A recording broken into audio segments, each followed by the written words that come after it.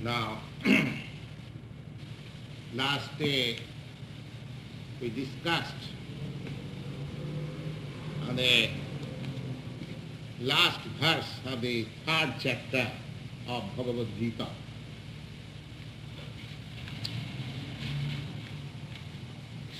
Now today we shall begin the fourth chapter. Evam buddhi parang buddhya sangsudhyatmana atmana jahi satram mahavaho kamarupam durasadam. We have discussed this point that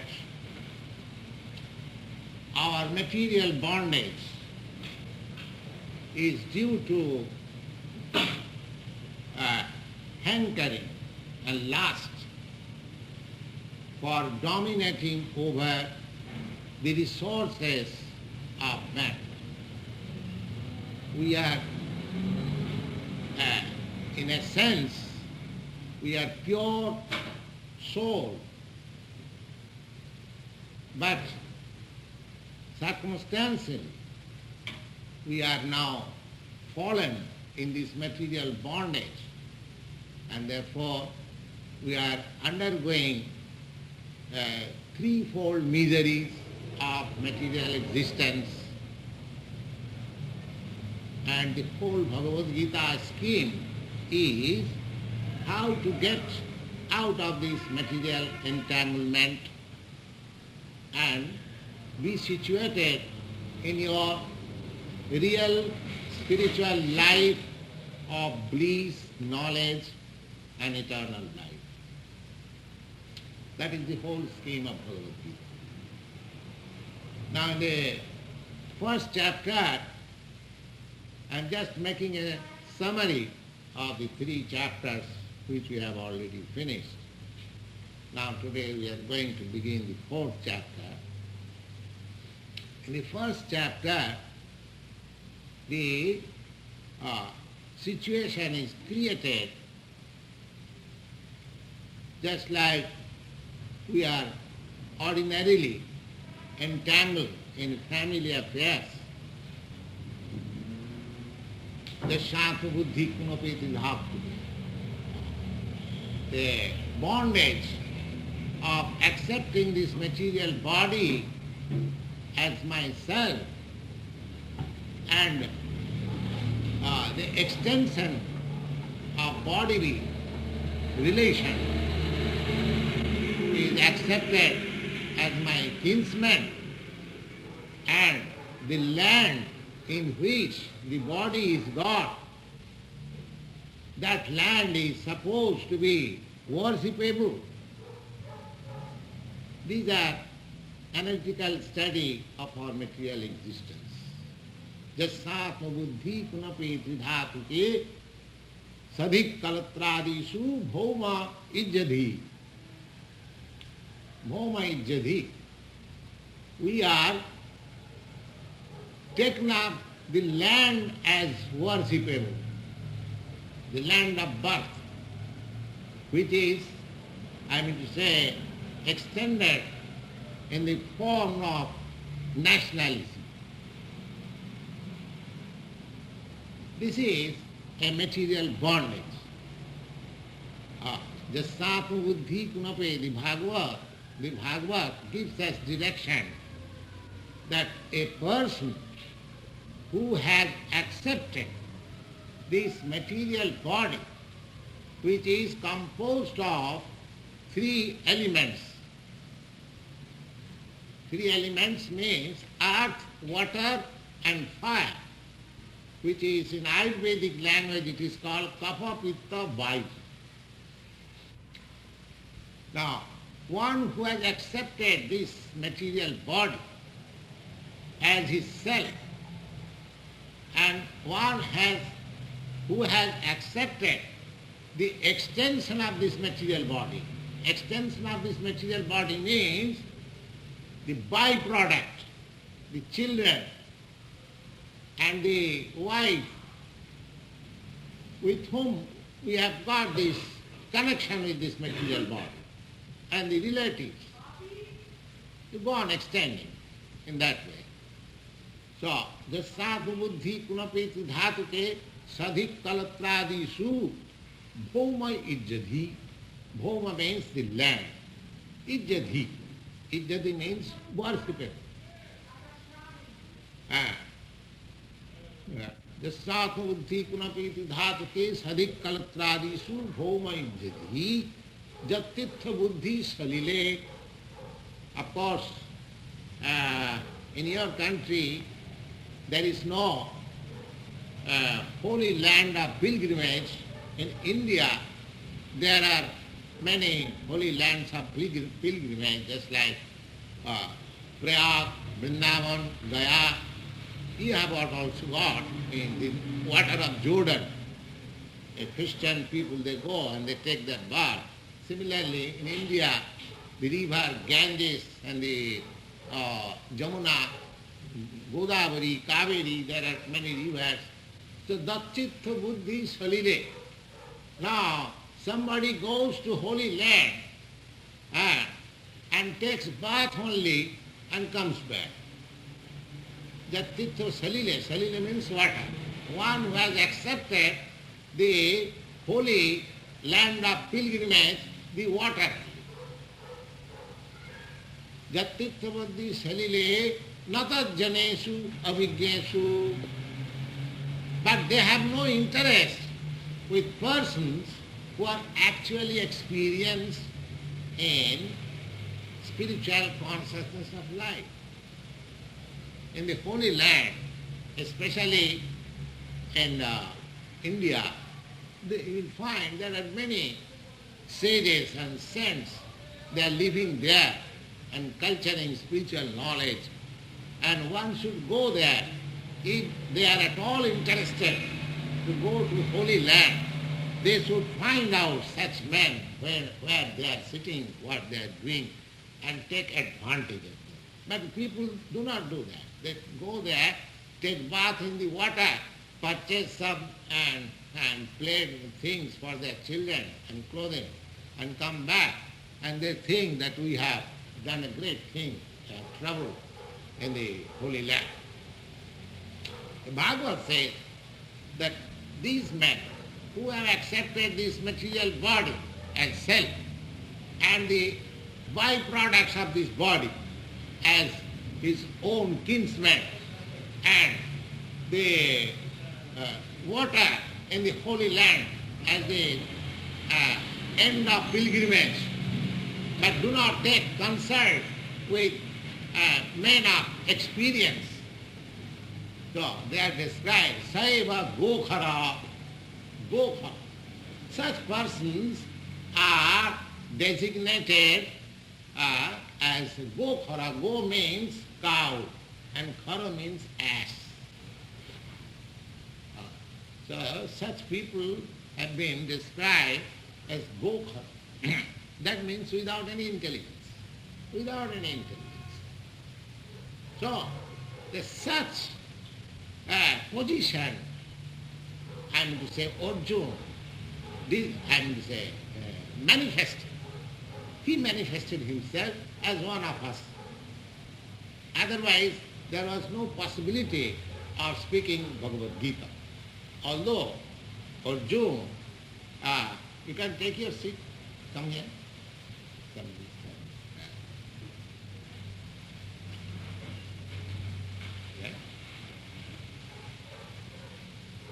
time. So Arjuna, although he is a personal devotee of Krishna, a personal friend of Krishna, he is just like we are trying to have Krishna consciousness just to make our life perfect. Now the person who is not only Krishna conscious, but I mean to say constant associate.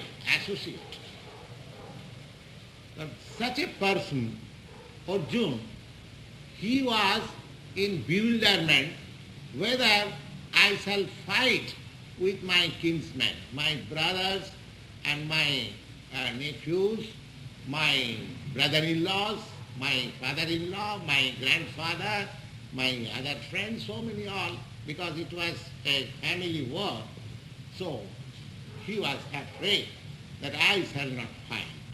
I shall not fight. It is quite natural. Suppose if you are called for fighting with your enemies, you are ready. But if somebody says that you fight with your sons and daughters and wife and your friends, oh, you will hesitate. And that is quite natural. So Arjuna was placed in such a position that I have to fight with my relatives. So he was perplexed. He was perplexed, and there was some argument we have already discussed. And Krishna said that when the question of fighting is there, it doesn't matter who are they in the opposite party. You are a Kshatriya, you are a fighting man. It is your duty to fight. You should not hesitate. But Arjuna could not be satisfied with such arguments. And Arjuna could not be satisfied with such argument. He declined to fight, and then he surrendered to Krishna. Surrendered to Krishna. Krishna, we are now talking as friends. Now I am serious about learning from you, because Arjuna knew it perfectly well that Krishna is the Supreme Personality of God. So whatever instruction I will have from Krishna, that will be perfect. That will be perfect. We have several times discussed in this meeting that an ordinary being, just like we are subjected to 4 principles of imperfectness. But a incarnation of God or a real representative of God, they are above these 4 principles of imperfectness.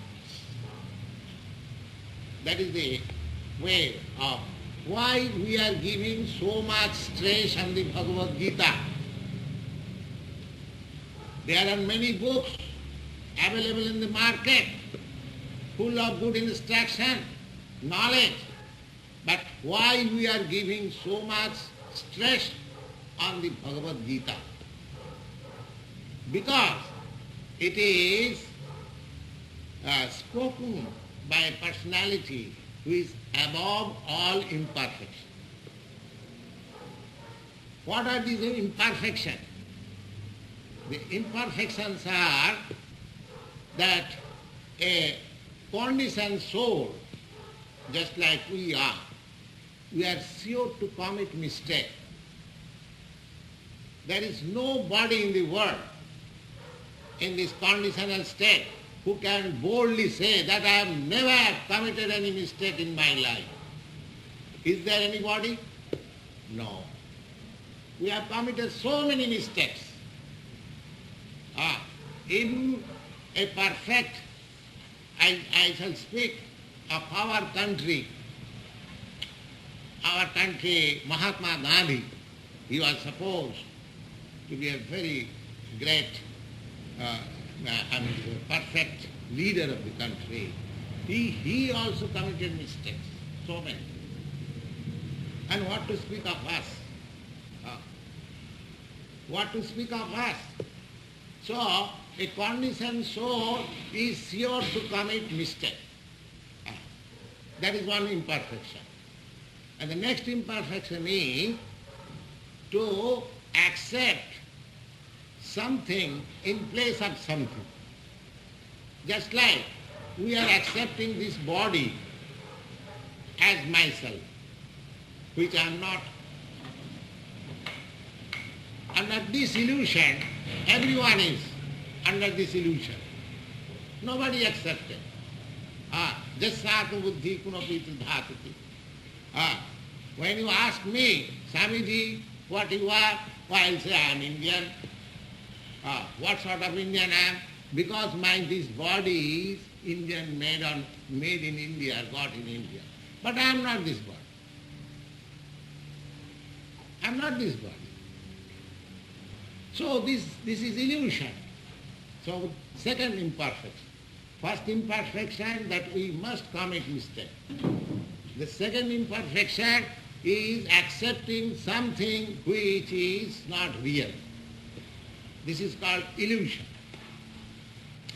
The example of illusion is given generally, just like in darkness, if you find some curling rope, you are afraid, oh, here is a snake. Actually, that is not a snake. That means accepting the curling rope as a snake. This is the example of illusion. The third imperfection is that cheating. Everyone thinks himself very clever and he can cheat others. Everyone thinks, oh, I am so clever, oh, I shall do it, oh, I shall cheat him. In every hour dealing, it is going on. The customer and the shopkeeper thinks that I am giving him nonsense things and making profit. And the partner, the customer thinking, oh, I am getting it very cheap. So this is going on, even in ordinary dealing. So this is called cheating process. Now even in animal you will find that they are searching after some food and it is thinking, oh, I am cheating my master, I am taking this food. That means in the conditional life, this cheating propensity is there. And the fourth imperfection is that our senses are blunt. We acquire knowledge by our senses. Just like we acquire knowledge by seeing. Everyone, we say, can you show me God? Oh. There. But the answer is, can you see God? How you can see God? You have no eyes to see God. Even I show you God, you cannot see. Our senses are so imperfect. Just like, take for example the eyes. The eyes, it is seeing under certain conditions.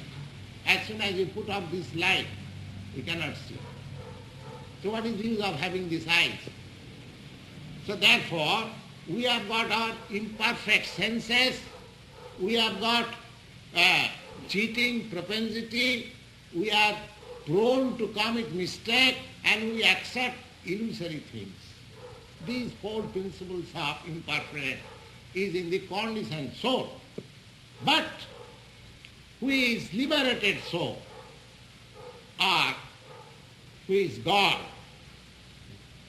they are not under these conditions.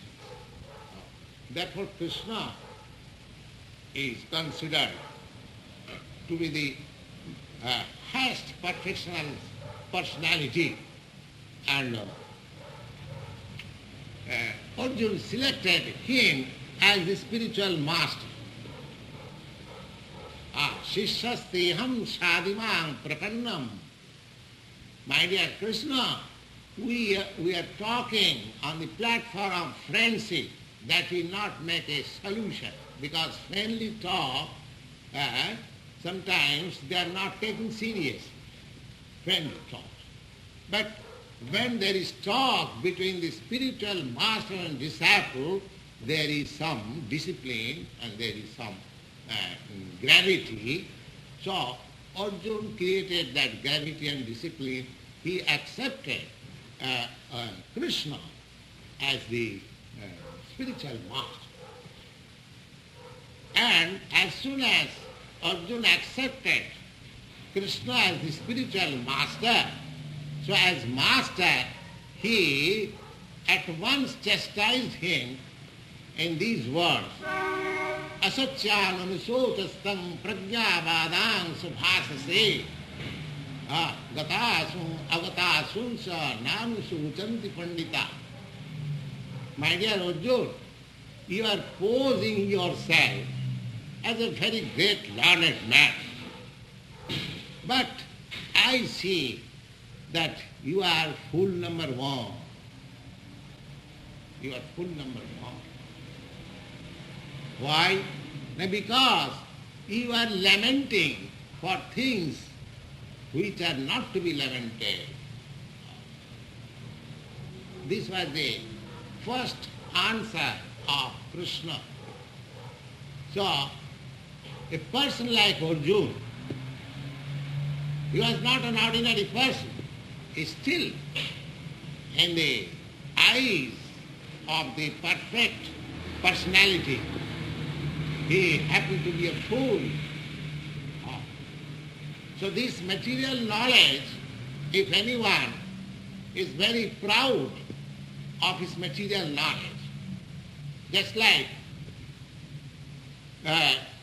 Sanatana Goswami, a great devotee of Lord Chaitanya, when he approached Lord Chaitanya, he just inquired from him, "My dear sir, people address me that I am a very great learned man, but I am such a learned man that I do not know where from I have come and where I have to go. I am such a learned man." That means I am fool number one. I have come to this world and I am staying here, say, for 50 years or 80 years or at most 100 years.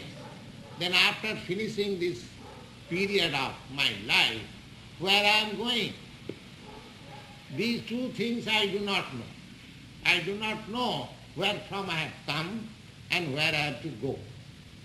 Then what sort of learned man I am? Although I am posing myself a very learned man, I do not know my past, I do not know my future. And I am concerned with this present situation of disaster. So therefore, Krishna advised Arjuna that avinashita tad vidhi jena sarvam idam tatam. Arjuna, my dear Arjuna, you have so long, you have spoken, you have argued with me in so many ways, but such argument is not to be entertained in learned circle. Now just try to be a learned man. And what is that? Now, avinashita tad vidhi jena sarvam idam tatam. You just try to understand. In your body there is something which is spread all over body, all over your body, and that is eternal. And what is that thing which is spread all over your body? That is your consciousness. Your consciousness, just like this electric bulb is here and the light of the electric bulb is diffused all over the, room, we can see. Similarly, the spirit soul is within your heart. It is situated there, but it is so powerful that its light is spread all over this body, so that wherever you pinch, you feel by consciousness, oh, I am feeling some pain. That consciousness. And as soon as that consciousness is gone from this body, if your head is cut off or your leg is cut off by chopped off, you don't feel anything. So this instruction was first given to Arjuna. That Arjuna, you are arguing with me just like a very learned scholar, but you are fool number one, and you just try to understand this. First of all, that thing which is spread all over, avinasit tad vidhi jena sarvam idam tatam. Jena sarvamidam. Sarvamidam means the whole body, idam. But your consciousness is not spread in others' body. You must know it. If you say that my consciousness is spread all over the universe, that is also another mistake. Your consciousness is limited within your body. Just like my consciousness is limited within my body. Your consciousness is limited within your body. And everyone, we are all living entities and we are everyone conscious, but our consciousness is limited. We should not falsely claim that I am the Supreme Consciousness. That is another mistake. I am not the Supreme Consciousness. Supreme Consciousness means that just like with my consciousness I can feel what is happening in my body, but with my consciousness I cannot feel what is going on in your body. Similarly, you also cannot feel what is going on in my body. But the Supreme Consciousness is that which can know what is going on in your body, which is going on in my body, which is going on universally, everyone's body, he knows. That is Supreme Consciousness. Supreme Consciousness, he has distinguished in this way that in the battlefield, he first of all made this clear that, my dear Arjuna, yourself, myself, and all these people who have assembled before us for fighting, all of them as living entities, they existed and they are existing at present and they will continue to exist. They will continue to exist. That means the soul is eternal. Then he has described the nature of the soul and the nature of the body very nicely and has concluded that soul is eternal, but the body is not eternal. Antavatri me viha nitta sukta saririna. Saririna means one who possesses this body. This thing we have discussed in the second chapter, and in the third chapter, Arjuna is advised to adopt the means of karma yoga. For spiritual emancipation, we have to act on the platform of consciousness. And because we are now engaged in material engagement, it is not possible for us to at once get rid of this material consciousness, but we have gradually to get out of it, and that is called karma yoga. Karma yoga means you have to adopt this process of karma yoga in such a way that even within your material body, you shall be able to act on spiritual platform consciousness. That we have already discussed. And the last sloka and the third chapter, that he says, by intelligence we have to conquer over the formidable enemy which has captured the three strategic positions. That means the senses and the mind and intelligence. In three strategic positions, the formidable enemy, that means ignorance, that I am trying to lord it over the material nature. This is ignorance, because I cannot lord it over the material nature. It is impossible. I am not so powerful that I can become the master of the material nature. The whole world's activity is going on under this impression that we shall be able to conquer over the material nature. The modern scientific advancement of knowledge is aiming in that way. But it is not possible because we are not actually the master of the material nature. That is an ignorance. That is an ignorance. We are trying to enjoy the material resources to our best, but that is not possible. That is called illusion. So this has been explained by Krishna to Arjuna, that this sense of mastering over, lording over the material nature, kama. Kama means to enjoy. Kama means enjoy. That is your formidable enemy, and that formidable enemy is sitting in three places: on your mind, on your intelligence, on your senses. Now you have to deal with them very tactfully. How?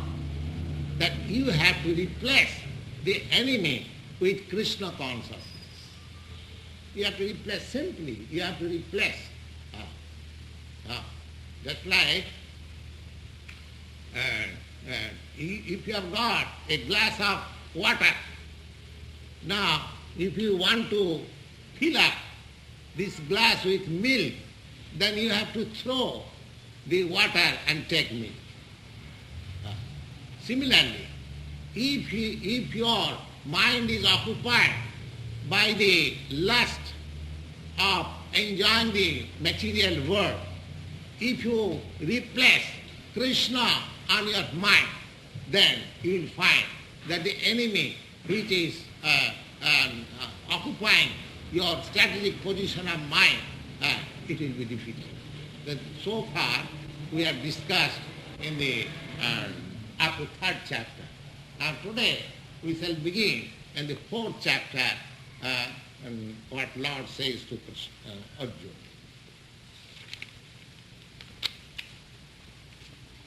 Now, see Bhagavan Uvacha, the Lord says, Idam vivassate yogam proktavan aham abhyam vivassan manave praha manurikha kavi bravid. This is very important.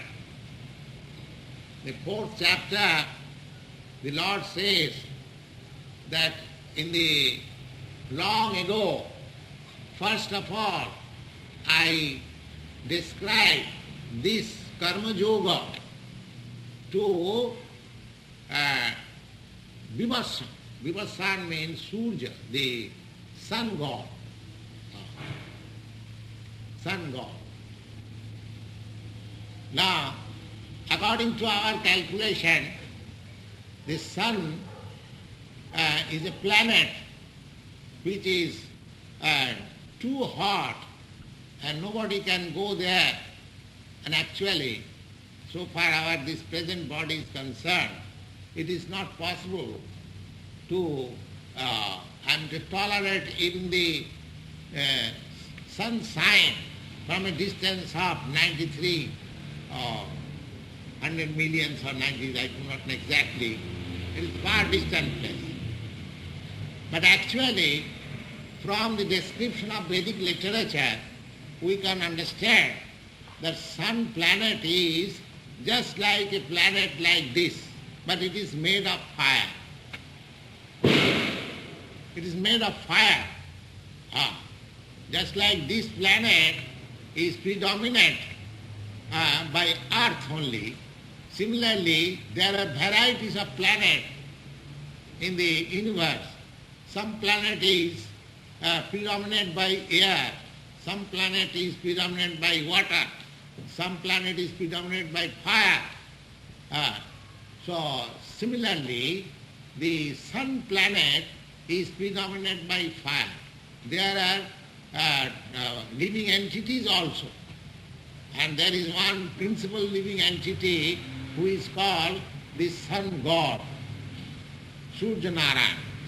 Or in the language of the Bhagavad Gita, he is called Vivassan. in the language of Bhagavad Gita. Just like in every planet there is a chief man, just like in your country the chief man is President Johnson. Similarly, in every planet there is a chief man. Formerly in this planet also there was one king. We can get from Mahabharata history that 5,000 years before there was only one king of this planet, one flag and one regiment. We get this information from Mahabharata. Gradually the world has divided into many states, and you can see hundreds of flags in the United States nation. But similarly, the example is similarly that in the sun planet there is a chief and a person who is called Vibhushan. So Lord Krishna says that these science of Karma Yoga, what I am just trying to explain to you, it is not a new thing, but first I spoke this Karma Yoga to Vibhushan. Vibhushan means the sun god. And then he said that Vibhushan manavipraha, and Vibhushan means the sun god, again repeated the same thing to his son, who is called Manu. Vibhushan manavipraha, Manu ikkha. And again Manu, he told to his disciple, whose name is Ikhaku. Maharaj Ikhaku, he was a great king. He was the forefather of Ramchandra. You have heard the name of Lord Ramchandra. And so he was the forefather, Ikhaku. The idea is that this process of Bhagavad Gita is not an ordinary thing. If you have to learn Bhagavad Gita, and if you have to take profit out of it, then there is a process. There is a process to understand Bhagavad Gita. And that process is described here. We have to take it very seriously. Just like the first Bhagavad Gita was spoken by Lord Krishna to sun god. It is not that Krishna was speaking Bhagavad Gita for the first time to Arjuna only. No, it was spoken long, long ago. Long, long ago. If you make an estimate of the time, then that estimation also we can make from Vedic literature. That estimation is, I have made an estimation, it is about 400 millions of years before it was spoken. So far, as far as we get the information of Bhagavad Gita from Mahabharata, we understand that this Bhagavad Gita was spoken to Arjuna about 5,000 years before. But we have to calculate in the 4th chapter that the Lord says that I spoke to the sun god, and sun god spoke it to Manu, and Manu spoke to Ikhaku. And in the next verse he says, Evam parampara praptam imang rajarsayo vidu. So, this confidence and knowledge of Bhagavad Gita was received in such disciplic succession. Disciplic succession. Just like the Lord Krishna said to the sun god, and the sun god said to Manu, and Manu said to Ikhaku, and he summarizes that evam parampara praptam. In such disciplic succession, the knowledge of Bhagavad Gita was received. Sakale neha mohata yoganasta parantapaha. Now he says that this yoga, This Bhagavad Gita is also called yoga. Karma yoga, jnana yoga, bhakti yoga. You find in Bhagavad Gita different yogas. So the whole book is called yoga. Now here also it is stated, Sakale sakalena iha mahata yoga nasta parantapa. My dear Arjuna, oh, you are the great hero. Now, that Bhagavad Gita, the instruction which I imparted to the Sun God, was coming by disciplic succession, now it is lost. Now, we have to note down this point. Why it is lost? Why it is lost? Do you think that there was no learned man during that time, during Krishna's time? Oh, there are many learned sages. Not only one, two, there are dozens of learned sages. But still, the Lord says, Krishna says that that knowledge which I exactly imparted to Sun God is now lost. How it is lost? There are many scholars, and still how it is lost? The lost means that the purport of Bhagavad Gita is lost. Because scholars, they can interpret in their own way about Bhagavad Gita, but that is not Bhagavad Gita. That is not Bhagavad Gita. That is the purpose which Krishna wants to stress. So any student of Bhagavad Gita must note it. That Bhagavad Gita commented by a person, he may be very scholar in the material sense, but that scholarship will not help to comment on the Bhagavad Gita. The Bhagavad Gita, to understand Bhagavad Gita, we have to accept this disciplic succession principle, as Lord Krishna says to Arjuna. That it is coming down by disciplic succession. We have to take that spirit, and without taking that spirit, simply by our erudite scholarship, if we want to understand Bhagavad Gita, that is a misunderstanding. That is the purpose here said. Now he also again clears the subject matter. Saivayam mayatedya yoga prakta puratana.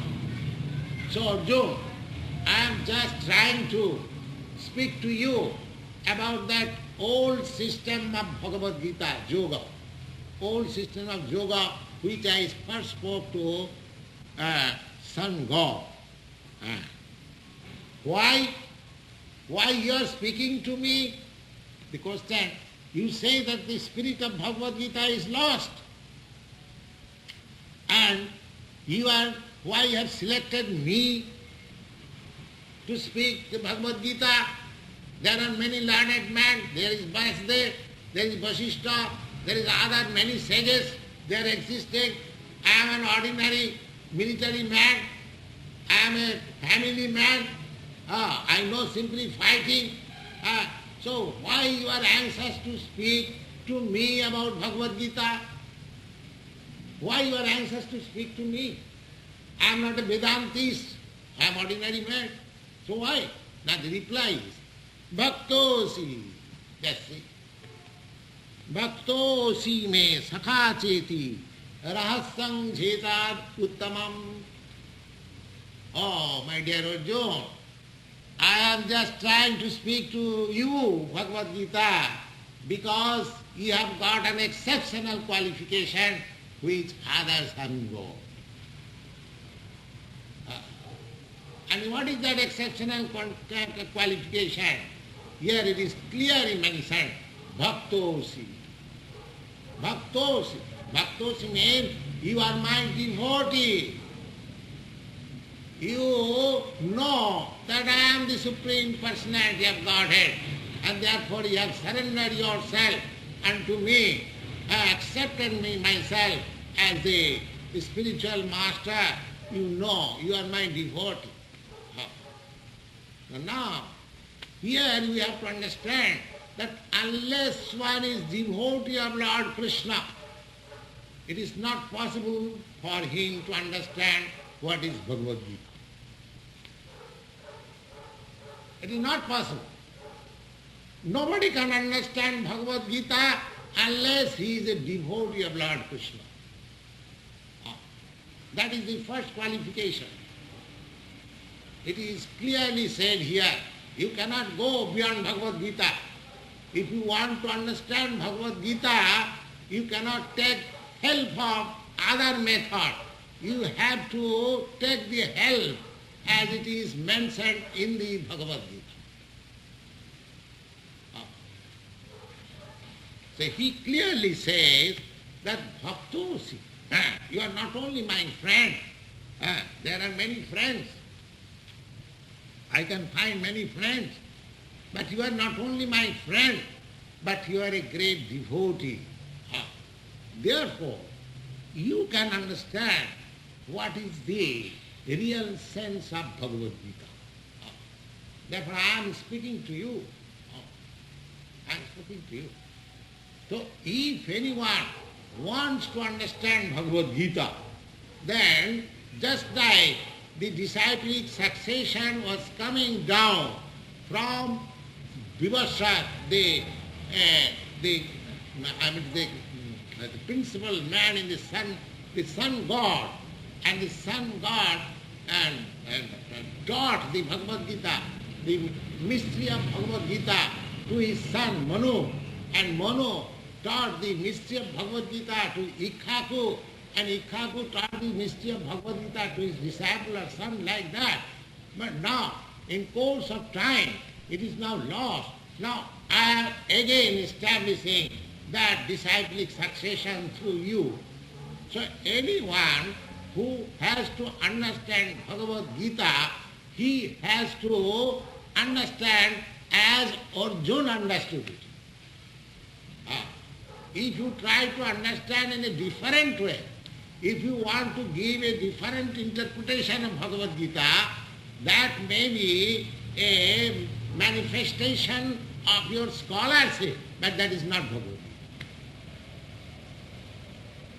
By your scholarship, you can manufacture some idea, just like Mahatma Gandhi.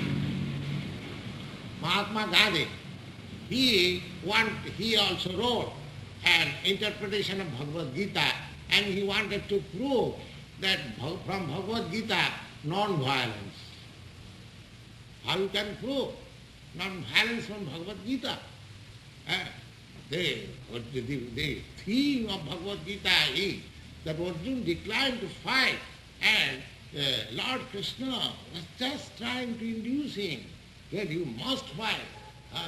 You must fight. Ultimately, he said that the program is already settled by me. These people who have come here, they will never return. They're destined to die. It is my program. Now, if you like, you can take the credit that you have conquered them. Last of all, he said like that.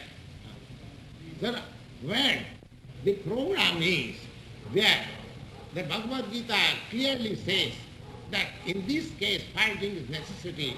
How can you prove that non-violence is taught in Bhagavad Gita? That is a different interpretation.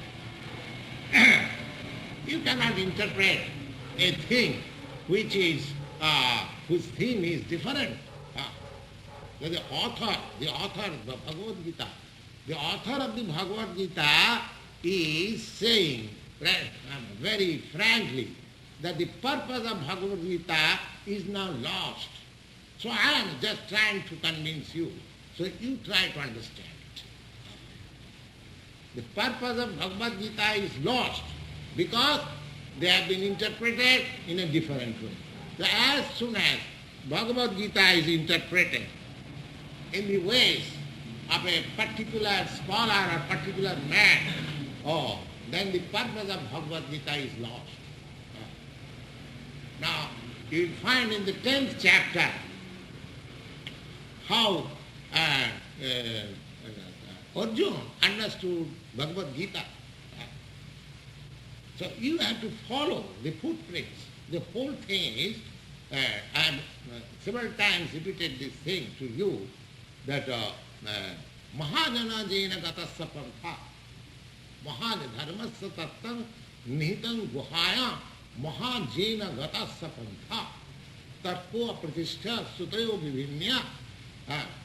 It is said that you cannot reach to the right conclusion of the Vedic literature simply by your arguments, by your force of argument or logic.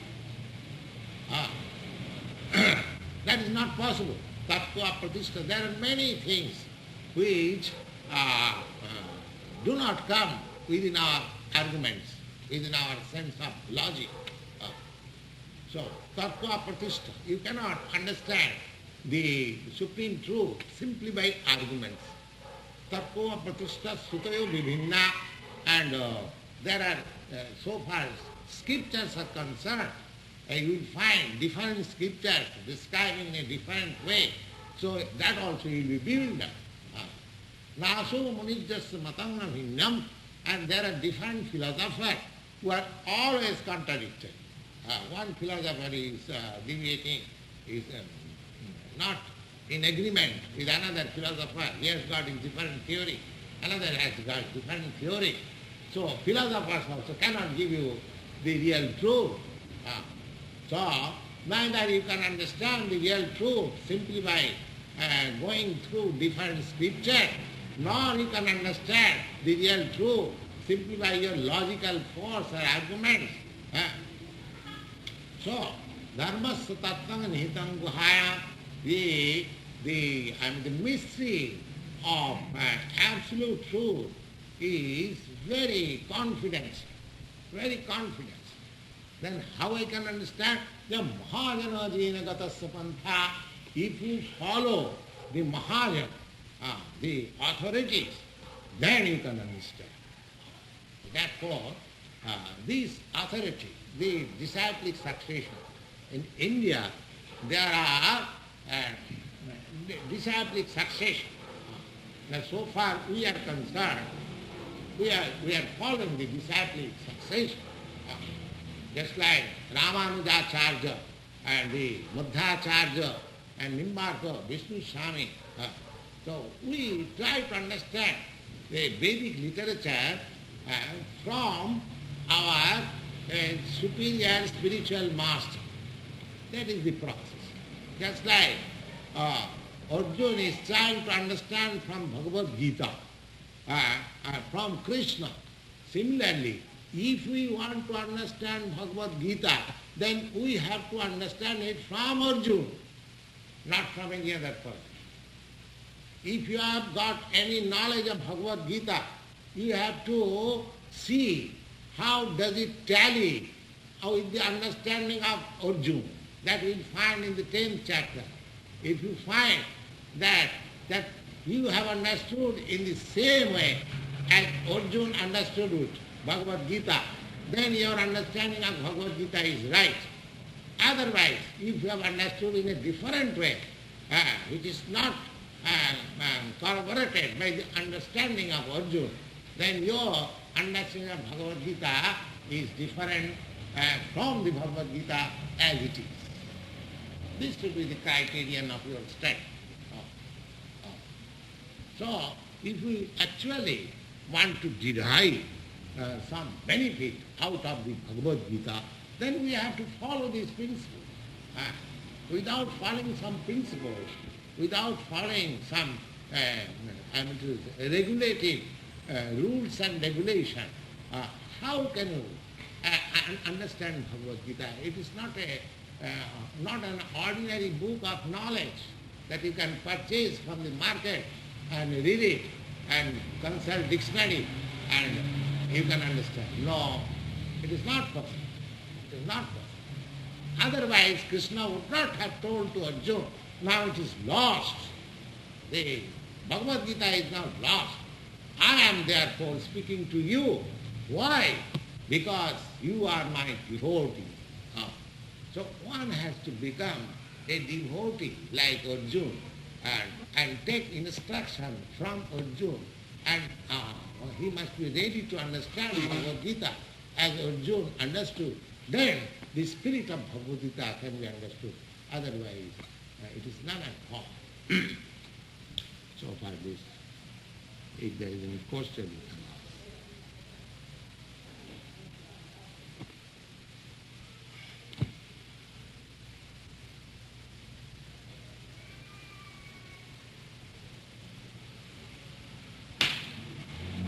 Why is it that he did not know this? Doesn't he know this, that he is not in the disciple succession? And if this is so, why did he do this?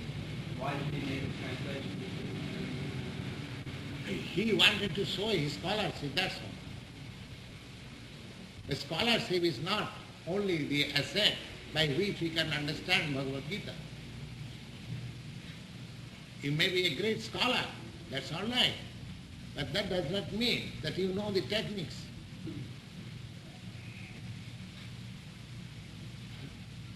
Mr. Goldsmith, will you wait?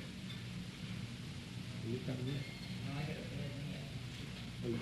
You can sit down, but I have to talk with you after finishing. Yes, as a matter of fact, I wanted to make an announcement after you finish with the gītā. Yeah? You want to make it now? Yes.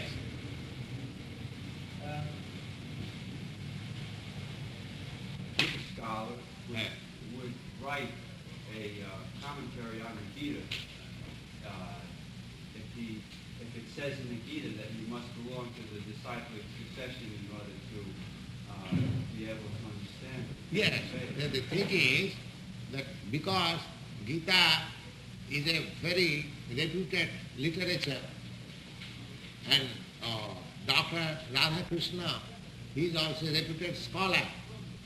So he thought that I can, at the present moment, the things are going that everyone can give his own interpretation. That is the modern tendency, that everyone can give his own interpretation in any literature. So that I mean to say propensity is also in Dr. Radha Krishna and Gandhi and many other persons also.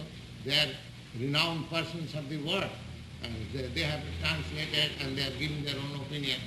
But actually, so far Bhagavad Gita is concerned, it is to be understood in the process as recommended by Krishna. That is clear here. Otherwise Krishna would not have said that is lost. 5,000 years before, there are many scholars, but still Krishna says that the Bhagavad Gita is, the purport of Bhagavad Gita is now lost. Why it is lost? That means simply scholarship will not do. One has to, I'll give you one practical example how things are misinterpreted. Now, in India, there was a great dramatist. He was known as Mr. D.L. Rao. He wrote one book which is called Shah Jahan. Now this Shah Jahan, the theme of this book is that Aurangzeb, the son of Shah Jahan, he was the second son of Shah Jahan, Emperor Shah Jahan, and he made a coup. He killed his elder brother, he killed his younger brother, and he arrested his own father in the fort, and he manipulated things in such a way, politician, and he became the king, emperor. King Emperor. Now, the whole activities of that book is the Aurangzeb activities. So one friend of the author, D.L. Rao, he inquired from D.L. Rao, Mr. Rao, you have written this book, and the book is full of the activities of Aurangzeb. Now, why you have made the hero Shahjahan? Shahjahan is on the background. The old man is arrested in the port of Agra and he is sitting there. Why have named the Shahjahan? Now just see the purpose of the author. The author replied, yes, I have purposely named this book Shahjahan because actually the hero is Shahjahan. The friend inquired why? Because the whole activity was being done by Aurangzeb, but the effect was being enjoyed and suffered by Shahjahan. Shahjahan was the father. He could not tolerate that his eldest son was killed, his youngest son was killed, and he was arrested. This is a political maneuver by Aurangzeb. But actually, the hero, the sufferer was the Shahjahan, Emperor Shahjahan. Now, just see, the mind of the author was disclosed by the author. Nobody could interpret what was the intention. Similarly, the intention of the Bhagavad Gita is known by Krishna, the author. So we have to understand the intention of the author. We cannot exact any meaning by our own scholarship, which is different from the intention of the author. So anyone who is not in the disciplic succession, he cannot understand the intention of Krishna, why this Bhagavad Gita, why this yoga was important. You are a good scholar, you can make something just like our President, Mr. Goldsmith, he knows that expert lawyers, by interpretation, they can do so many things. That is another thing. And in Calcutta, when I was in Calcutta, there was a rent tax passed by the government, and some expert, a lawyer, changed the whole thing by his interpretation. The government had to reenact, you see, because the purpose was spoiled by the interpretation of the lawyer, you see. So we are not out for spoiling the purpose of Krishna for which the Bhagavad Gita is said. These persons, these unauthorized persons, they are practically trying to foil the purpose of Krishna. Therefore that is unauthorized.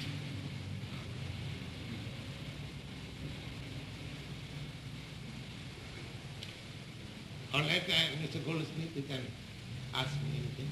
I'm finished. I have no further. Huh? You are finished? I have no further. Oh.